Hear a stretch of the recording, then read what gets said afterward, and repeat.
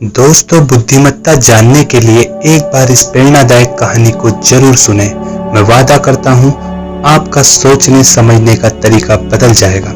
दोस्तों, कहानी शुरू करने से पहले बताना चाहता हूँ, मैं आपका दोस्त अपने इस चैनल के माध्यम से आपको प्रेरणादायक कहानियाँ सुनाता रहूँगा।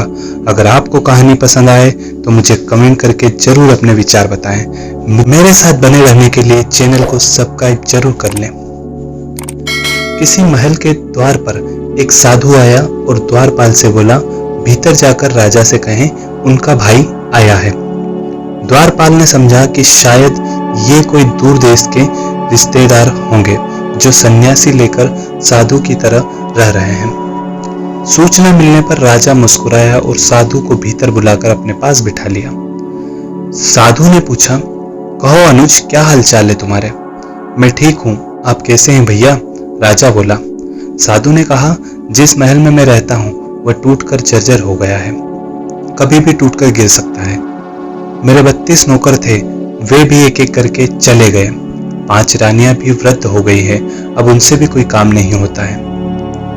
यह सुनकर राजा ने साधु को 10 सोने के सिक्के देने का आदेश दिया। साधु ने 10 सोने के सिक्के कम बताए। तब राजा ने कहा, इस बार राज्य में सूखा पड़ा है, आप इतने से ही संतोष कर लें। साधु बोला, मेरे साथ 7 समुंदर पार चलो, वहां सोने की खदानें हैं। मेरे पैर पड़ते ही समुद्र सूख जाएगा। मेरे पैरों की शक्ति तो आप देख ही चुके होंगे। अब राजा ने साधु को 100 सोने के सिक्के देने का आदेश दिया। साधु के जाने के बाद मंत्रियों ने आश्चर्य से पूछा, क्षमा कीजिए राजन, लेकिन जहां तक हम जानते हैं आपका कोई बड़ा भाई नहीं है, फिर आपने इस ठगी को इतना इनाम क्यों दिया? राजन ने समझाया, देखो, भाग्य के 2 पहलू होते हैं, राजा और रंक। इस नाते उसने मुझे अपना भाई कहा।